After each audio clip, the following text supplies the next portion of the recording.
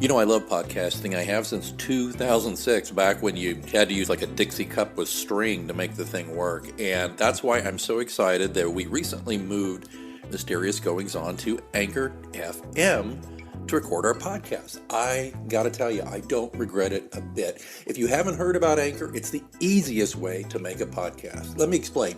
First of all, it's free. There's creation tools that allow you to record and edit your podcast right from your phone or computer. Anchor will distribute your podcast for you so it can be heard on Spotify, Apple Podcasts, and many more. And you can make money from your podcast with no minimum listenership. It's everything you need to make a podcast all in one place. Not going to lie to you, when I first heard about Anchor, I was a little dubious because I've been doing it the hard way for so long. But I got to tell you, it's very easy. Use a Stripe account. Get sponsors. You're not paying monthly hosting fees. The sound quality is great. The distribution is phenomenal. Friends, download the free Anchor app today if you want to start your own podcast, or go to anchor.fm to get started. Remember, you heard it here first on Mysterious Goings On.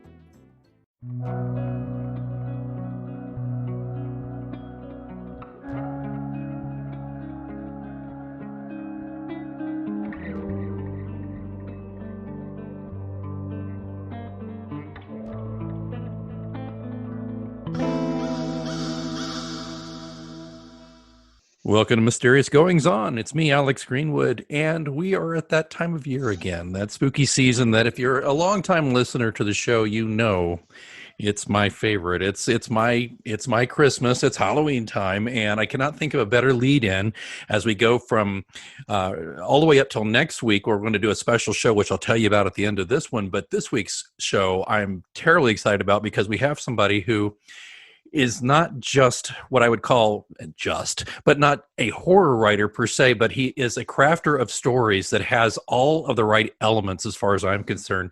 And this gentleman writes everything from horror to supernatural to science fiction even, and then to just plain weird. And so I'm very excited to welcome here to the show Thom Carnell.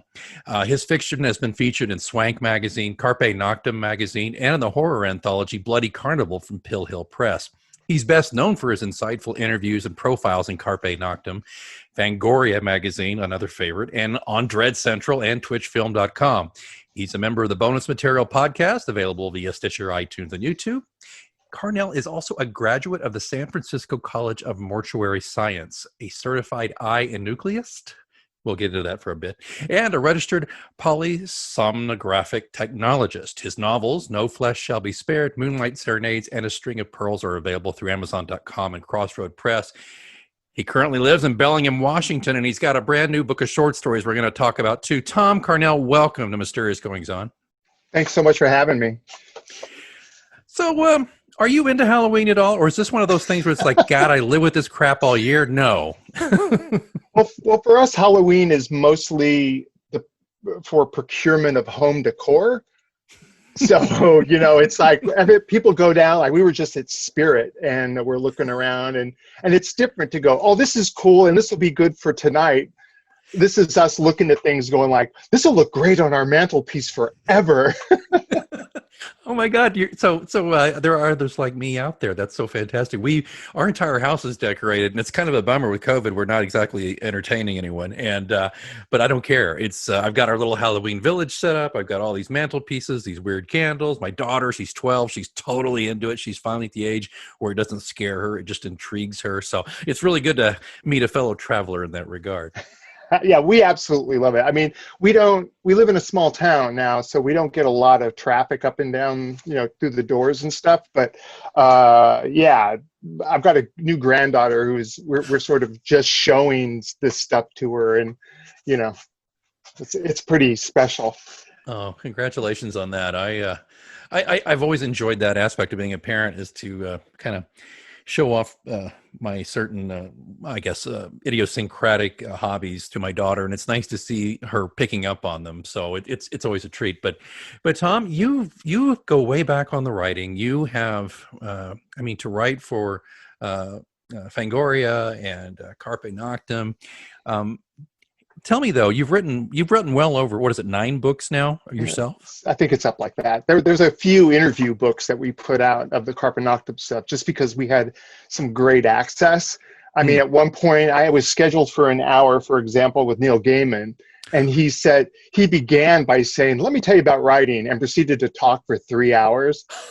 So it's like, yeah, yeah, I can't just have that appear one place that's going to be important for a minute and then go away. It's like, I got to put this into posterity and at least put it between some covers, you know? Oh yeah, yeah. Well, that's such a game and story right there, isn't it? I I mean, know. he's truly, is he truly? Did you find him to be truly a sweetheart like he seems to be? Well, he's one of those people I lump in with, like Clive Barker, who you will meet him someplace, and then you will meet him again 3 years later, and as you approach his table, they'll both look at you and go, "Tom," right? And like immediately know who you are, and yeah, I've been really lucky in that most of my, I'm doing air quotes now, training and writing was done. I mean, once I got past elementary English and that kind of stuff, you know, grammar, punctuation, but sitting at the knees of people, you know, interviewing them for Fango or for Carpe Noctem or whoever, and being able to like ask all the questions and not have it be an instructor at a local college that was Right. giving you his opinion. It's like, no, this is what you do want to do. This is what you don't want to do, kind of a thing. And it was really helpful. I can That in imagine. the Yeah. fact that I watch a lot of film and I read a lot of books. So you know, I've been doing 3 and 4 movies a day since I was like 5. So, you know, this time of year especially, I'm kind of dragging my wife. We just watched a bunch of Universal and Hammer stuff, which she had never seen. Oh I mean, wow. at one point my wife goes, I've never seen Bride of Frankenstein. And I was like, wow, and I married you? Yeah. Really? But we watched it and she absolutely loved it. You know, that movie is what, 70 something years old now or more, and it is Hmm. still chilling and still so incredibly well done. And Yeah. James Whale, totally underrated. Sad story. I remember the Ian McKellen movie about him, Gods and Hmm. Monsters, Hmm. which I really enjoyed. But yeah, oh man, Tom, I'm totally with you on Bride of Frankenstein. I watched. I think I actually sang with my wife. I don't think she'd really seen it. She thought she had, but she watched it and she made this comment. It was so funny. She says it was so great. She goes, you know, that's kind of better than I thought it was going to be, or I thought it was. You know what I mean? She had it in her Hmm. head that it was something, and then she watched it now as an adult and realized, my God, that's some incredible filmmaking. Yeah, absolutely. And you know, there are times when I use that cred when we sit down and watch, like we just watched the Hammer Evil of Frankenstein, which was Hmm. terrible.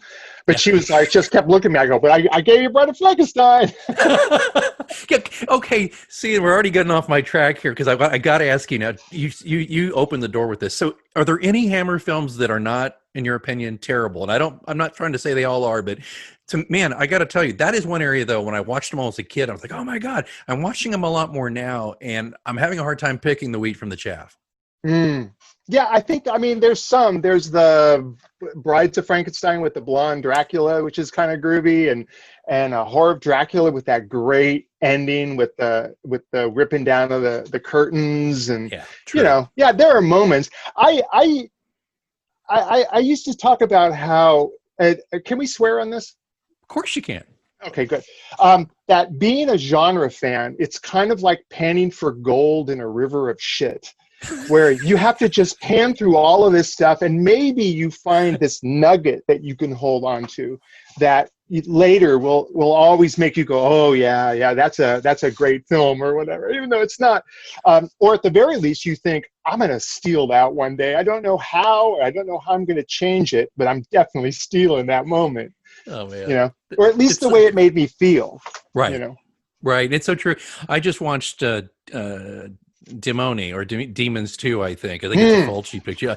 Just what I remember, I saw that at the drive-in. I'm maybe just a little younger than you because I saw it at the drive-in in high school, like 1985, something like that. Hmm. And I still kind of remembered this back of my mind. Oh, there was this movie and all these kids, Italian, but all these kids were like at a thing at a theater, and then everybody turns into demons and climbs out of somebody's back and all, all this Yeah, stuff. yeah, yeah, yeah, yeah. And I went and watched it again the other night, and it just took me back. But there were certain moments, and I thought, my gosh, this movie is so awful in so many ways, but so brilliant in so many others. So I'm with you on that in the river of shit. I'm glad I got a paddle. Oh gosh, so many places to go with that. But now I got one little tendril. I just have to ask: have you seen the Oliver Reed Wolfman picture? Oh yeah, we just watched that a couple of nights ago. Oh, what are your thoughts on that one? It takes him forever to change. You never see him until that. Like Oliver had to have said, "I'm doing this makeup once, and you got to shoot everything on that day."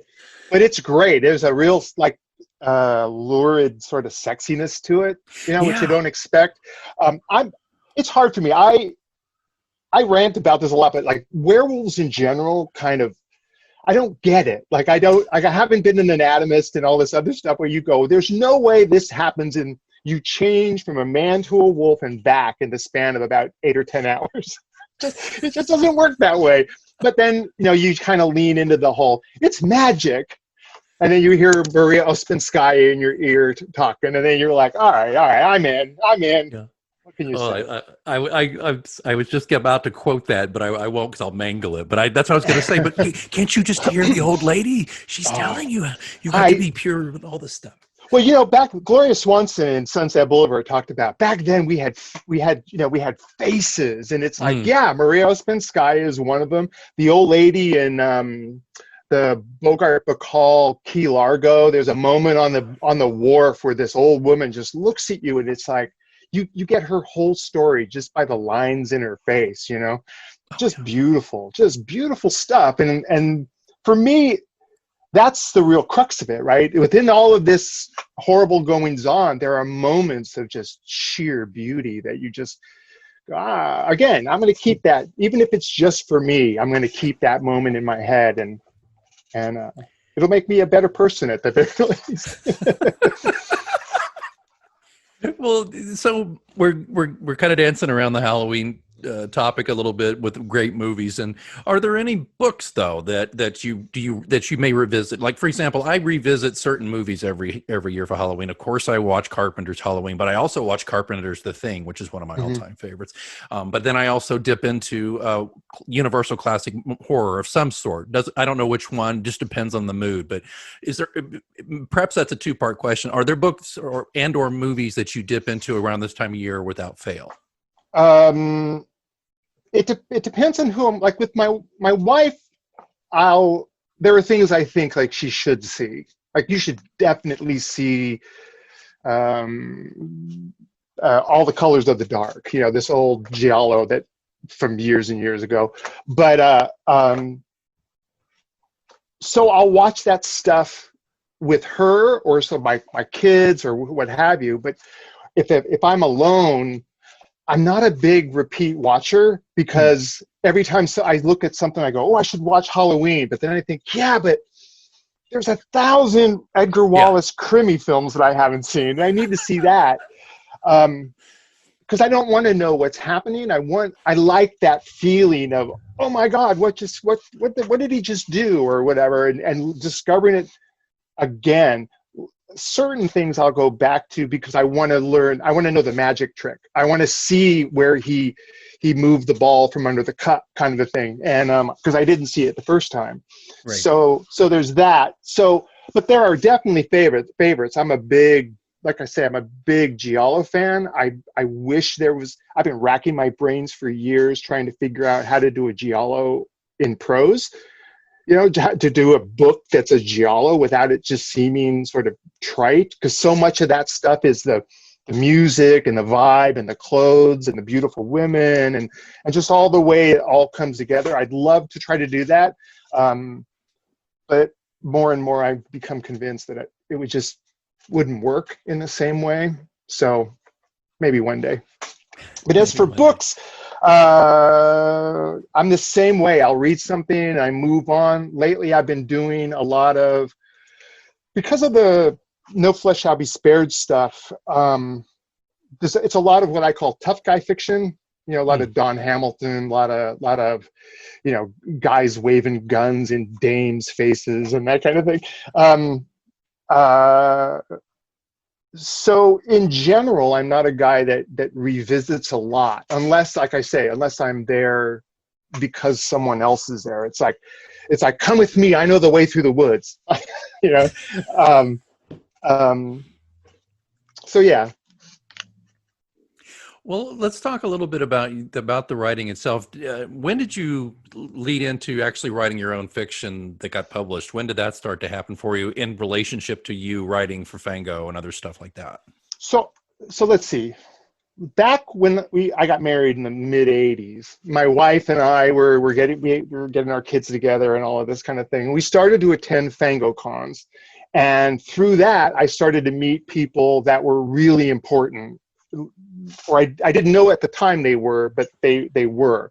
Chaz Ballin comes up, who was a guy who I would see every year at Fango cons, and it was this weird compulsion of mine to check in with Chaz and say, here's all the stuff you talked to me about last year, and I saw it all. Give me more. And he'd scribble all these things down, and it became really great.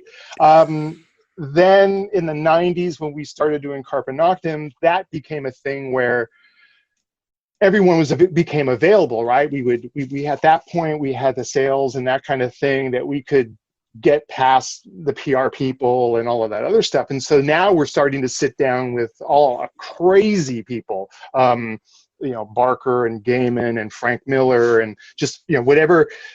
Since we were sort of running it, there was never anyone that would come up that I would table that could get shot down. I mean, we did a long philosophical piece with a guy named Gino Vanelli, who no one knows about. He's a singer from the '80s. He did a song called "I Just Want to Stop." Wait! Did he do "Living Inside Myself"? Yeah, Oh that's yeah, I him. know Gina Vanilla. Yeah. Yeah. So I'm a big fan, and so my wife comes to me. She goes, "You want to talk to Gino Vanelli on your birthday?" I'm like, "Fuck yeah!" So we What? sat down and we talked about philosophy and theosophy and all of this kind of stuff, and it was great. So it was a way to bring these whoever in it, because my message was always, we all have this, and whoever, no matter what you think a person does, like I learned Tina Turner is a huge horror fiction fan, and I Oh. love that, because one of my philosophies in interviewing is find the thing your interview subject geeks on, and you Right. won't have to even, they'll tee up your next question. So Yeah. Around that time, working for Fango, working for Dread and all this other stuff, I just wanted to do fiction. And someone always said, write what you know. And because I had been to mortuary school and my other background, I really knew two things: zombies and fighting, because I've trained martial arts for years.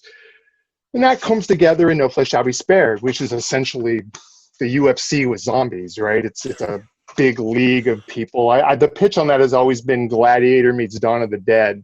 Ooh. So it's that kind of a thing, and it was able to do the creepiness of the dead folk, but also get in there and punch zombie grandmas in the face, and it was just great. And so after that, I kind of, around that time the book came out, my mom passed, and I sort of fell into this whole writer's block thing for like 2 years.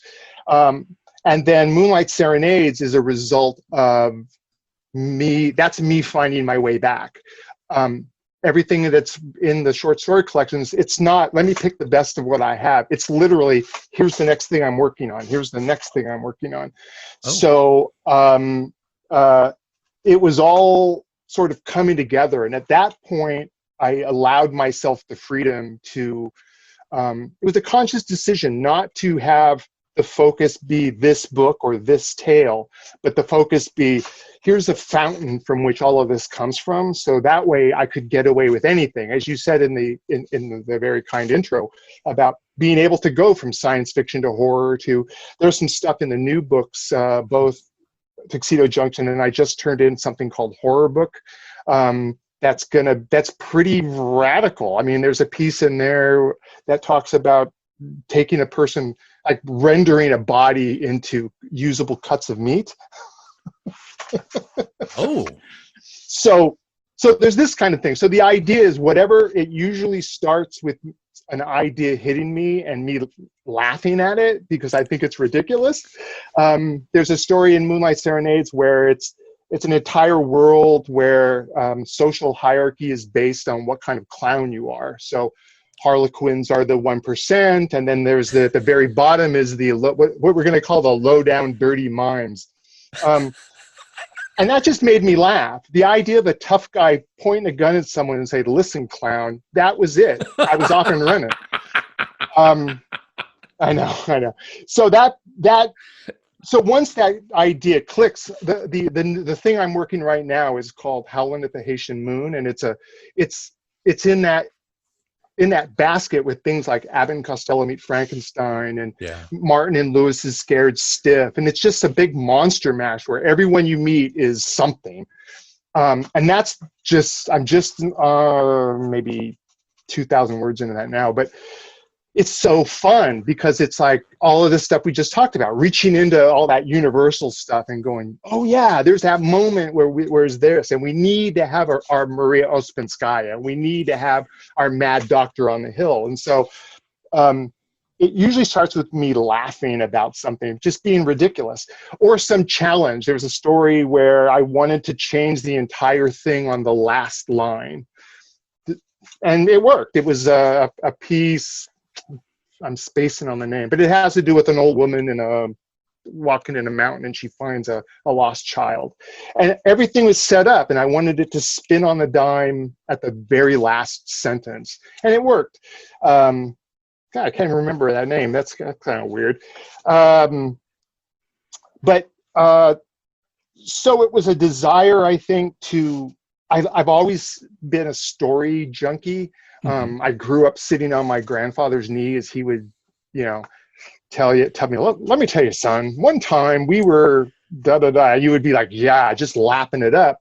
And I tend to tell stories in my daily life. So it was kind of, this was mostly me just trying to focusing that onto the page. And luckily people have, kind of responded to that. Longtime listeners to the show know that my grandfather wrote Westerns and for 50 years, and he was successful mid-lister, if you can call yourself that. And he told me stories, and we would make up stories together, and it's informed how I am.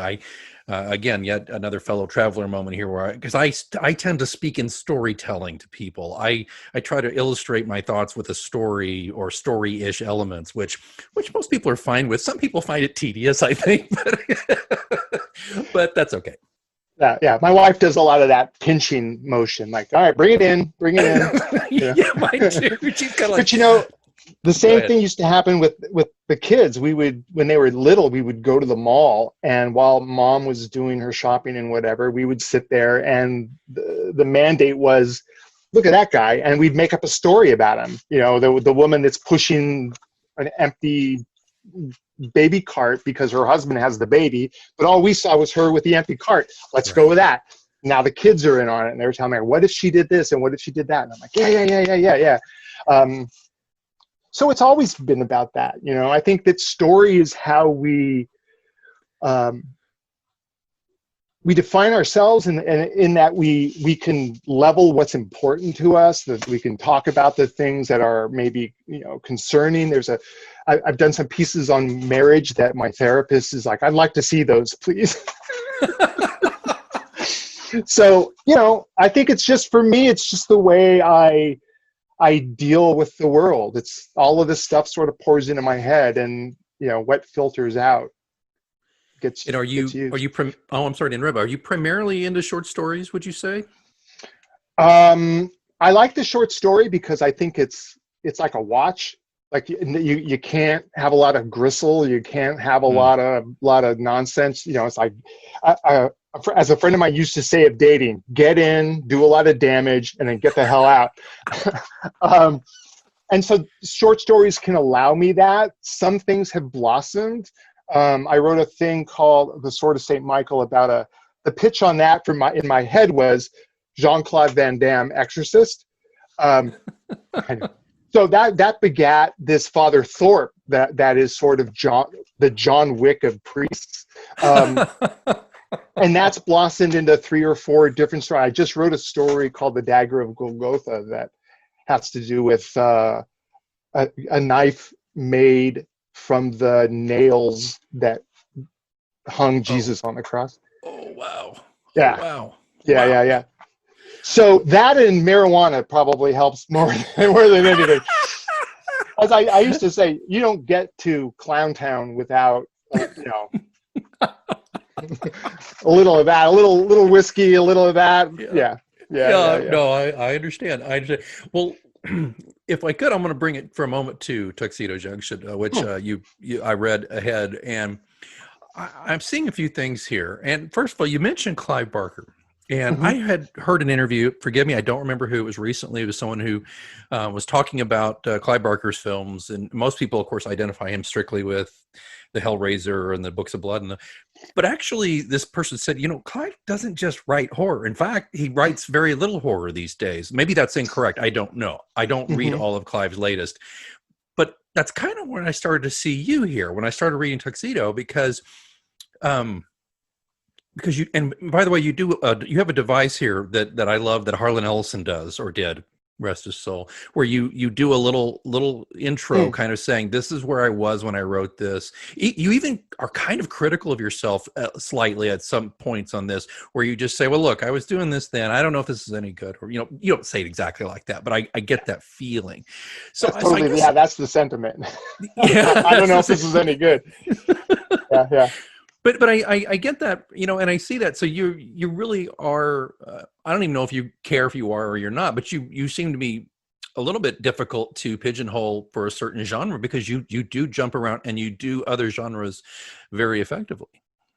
Yeah, again, it's the thing that the nail I hang the hat on, right? It's the like I feel like story is story and everything else is just the drag of it, right? It's the costumes, or we're still addressing some things that are fundamental. And then it just becomes like, there's one that's a sci-fi thing in a new book that I have a friend, my friend Joe Weber is a huge sci-fi fan, and we always argue about this. But he's always tried to do some sci-fi. And so I go, okay, I will. And then I wanted to do more than just, pulse rifles and rocket ships sort of a thing. And so I took it to a sort of a more personal place.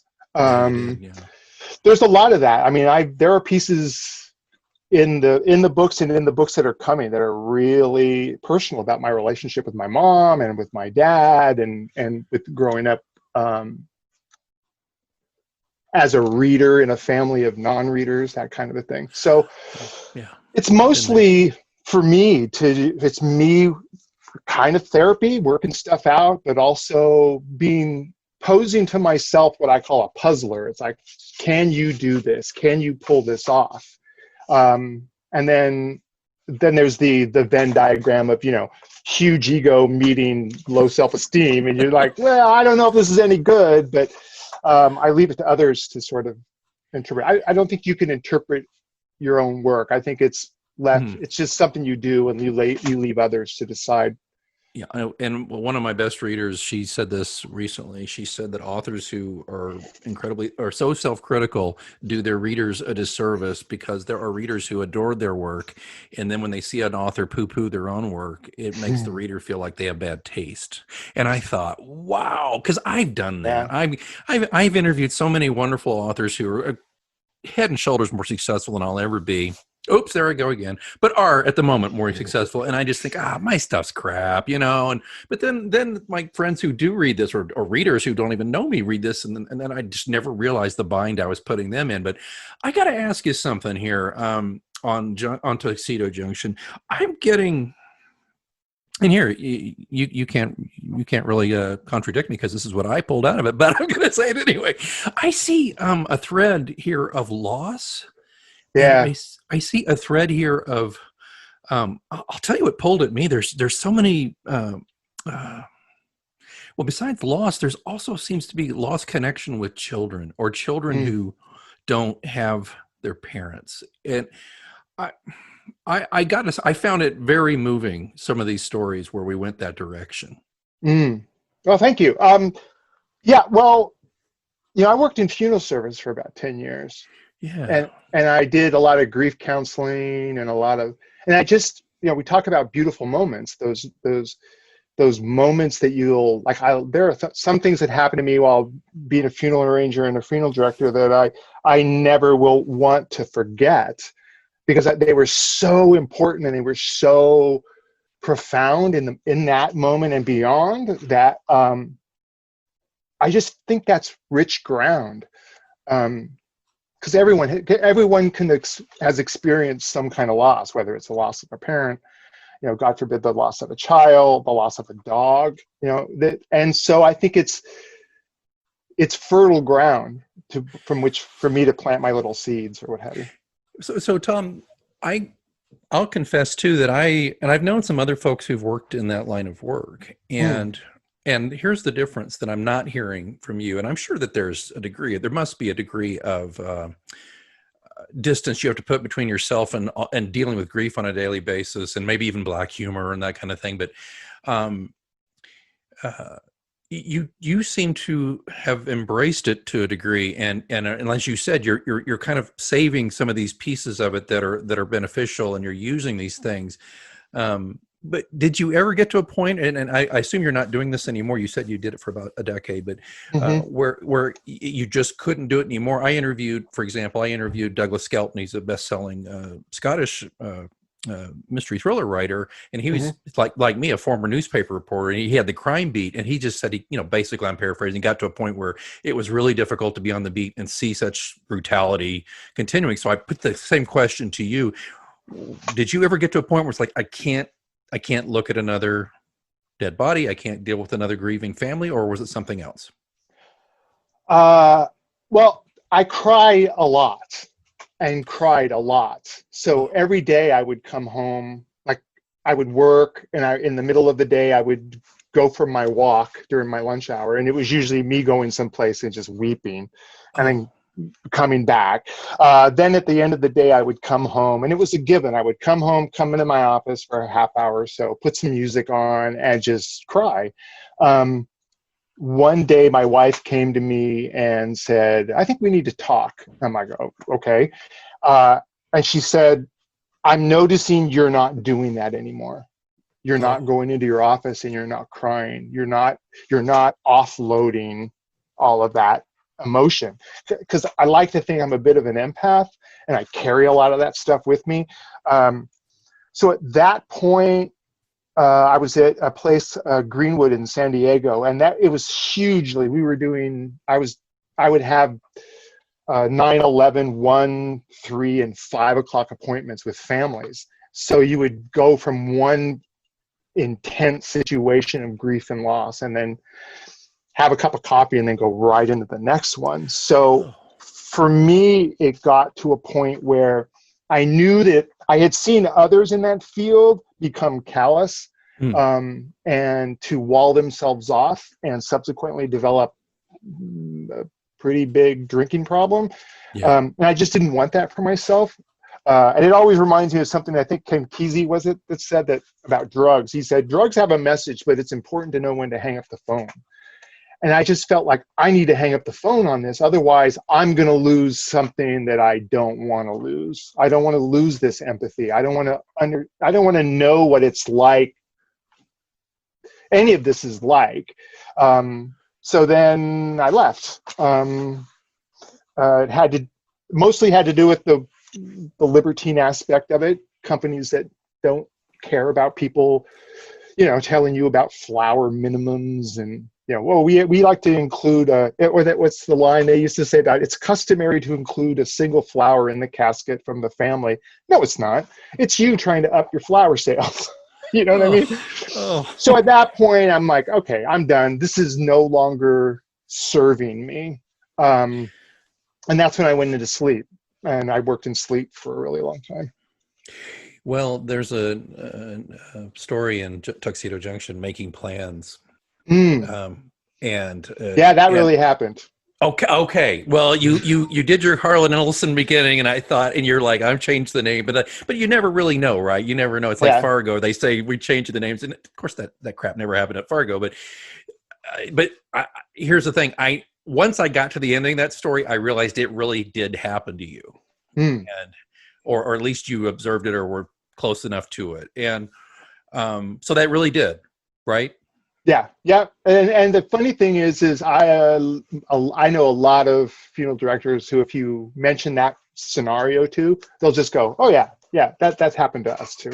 So when I was at a place in San Jose, California, someone, in fact, when they, instead of going to the car, they just went to the bathroom in the Oh, really? building. They just went to Gee. the bathroom and shot themselves. Yeah. Oh my But God. that for me becomes this whole landscape of, like, let's put ourselves in that guy's position, Sure. and let's put ourselves in the other guys, in the funeral directors. What if, how would I react if my doctor, for example, I did a piece called I Am Legend, another one of the books, immediately after a doctor telling someone you're terminal, and how do you piece that together? And so, you try to do your best. You try to run it through that filter that is your experience, and hopefully others will get something out of it as well. Well, and we spoke offline about, and we don't have to go on because I was telling you that I have a irrational thing with eyes, but you were a nucleus, right? And you learned to remove eyes for transplantation, correct? Yeah, cornea transplants, that kind of a thing. It was a really odd. Savini talked about Ah, thinking he was an assassin because he would pack up his gear, go to another town, kill somebody, and then leave. And it felt like that. In the middle of the night, the phone would ring. I'd have to get into my suit, get into my car, go to the hospital, do my thing, and then give the eyes to the nurse, who would then give it to the Lions Eye Bank and that kind of thing. So um, it was dark, but it also again, within all of that, there are these moments that are just so beautiful and so profound that it's just an honor to be in the room. well, the idea that you were facilitating perhaps curing someone's blindness. Uh, Yeah, and the yeah, great absolutely. sacrifice, obviously, that folks made. And I'm an organ donor, and I assume if I go in decent condition, that might happen to me. Who knows? I hope they do. Well, I had to bring that dimension in there because it's just a little too rich of a detail Yeah, to leave out, of yeah, a yeah, writer yeah. and what you see. Tom, it's in our closing minutes there. I really want to just catch a couple of other things real quick, if you don't mind. A Sure, little bit of a bonus round, lightning round kind of deal sure. here. But you've also been doing podcasting for a long time.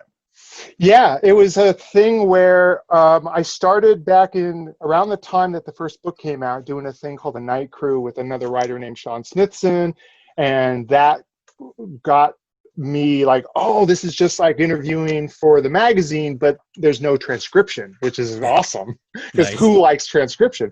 Um, and then that stopped, and then I started to do one on my own, and that just got lonely. Just you wanted someone to do it with. I'm sure you can Yeah, relate to that kind of thing. I know the feeling.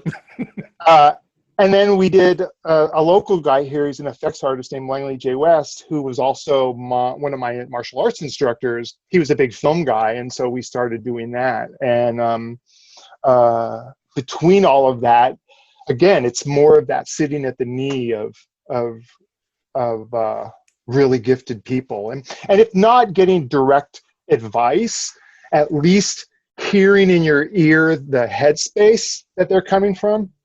About, like, this is how you're a professional. This is how you don't waste a lot of people's time. This is how you conduct yourself. Yeah. So yeah.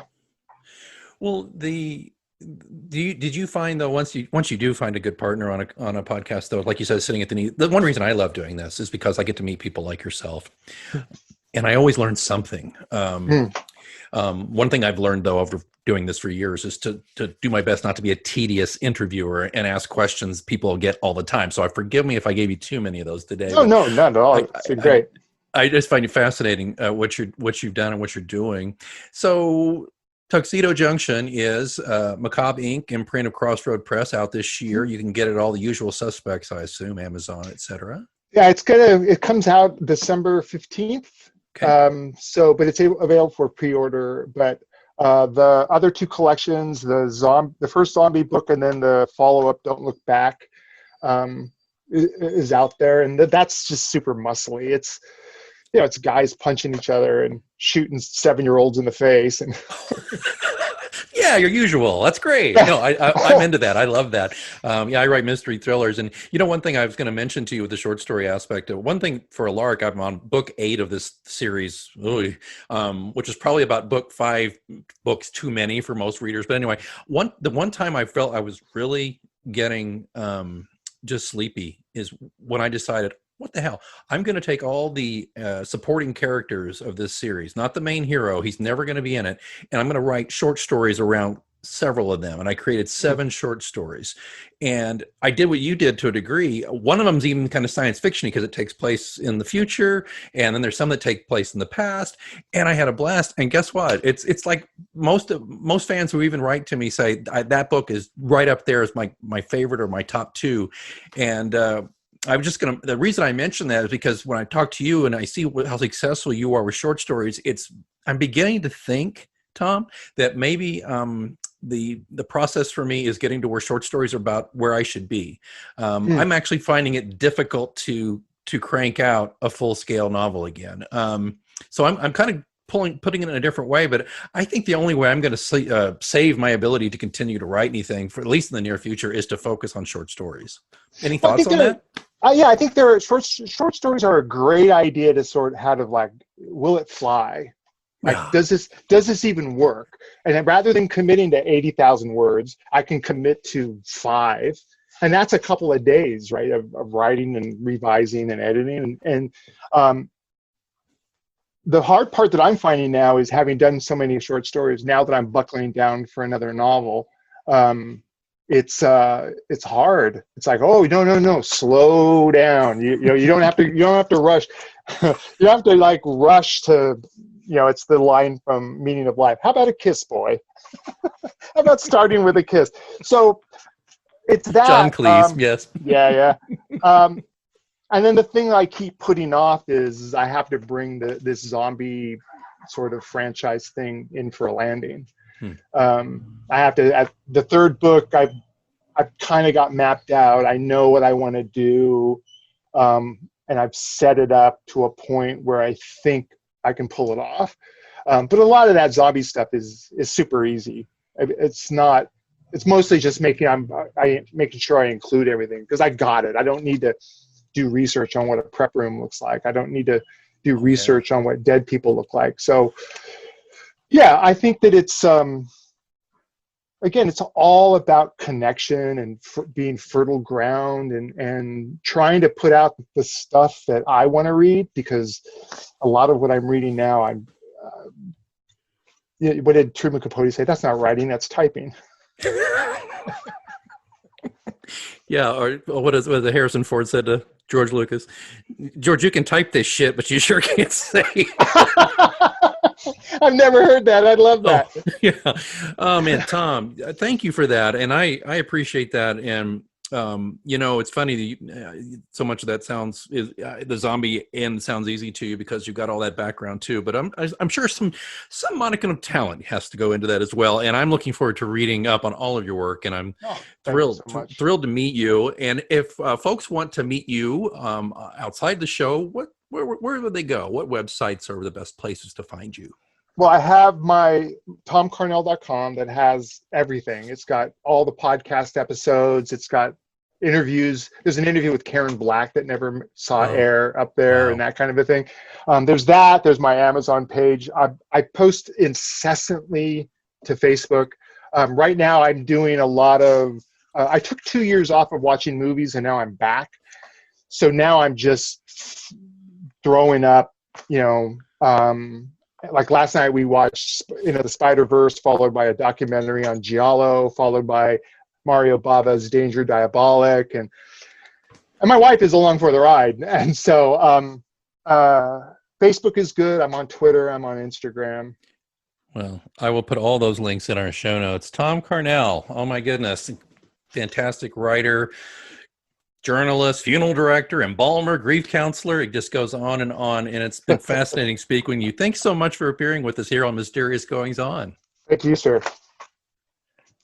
And we will be featuring a very fun episode next week. I hope Tom's got your appetite all whetted for this. It's going to be pretty fun. I can tell you, we've got a lot of people who've submitted their 5 minutes or less weird happenings, ghost stories, Halloween stories, jokes, whatever. It's all coming your way on our next episode. So in the meantime, I recommend you look into Tom's stuff. Links are in the show notes. And until that next spooky moment, keep reading. Get a credit card that gives you what you need now. A low interest rate on everyday purchases and a place to transfer high interest rate balances. The PenFed Gold Contactless Card is our lowest interest rate credit card. You can even earn a $100 statement credit when you spend $1,500 in the first 90 days. Join PenFed and together we can help you keep more of what's yours. Visit penfed.org/goldcard. To receive any advertised product, you must become a member of PenFed, insured by NCUA. A little flexibility can go a long way. By refinancing your new or used auto loan with PenFed, you can lower your monthly payments for more flexibility in your budget. You can even schedule your first payment for up to 60 days from the date of your refinance. Calculate how much you could save at penfed.org/auto-refi or call 1-800-247-5626 to apply. Membership is open to everyone. To receive any advertised product, you must become a member of PenFed, insured by NCUA.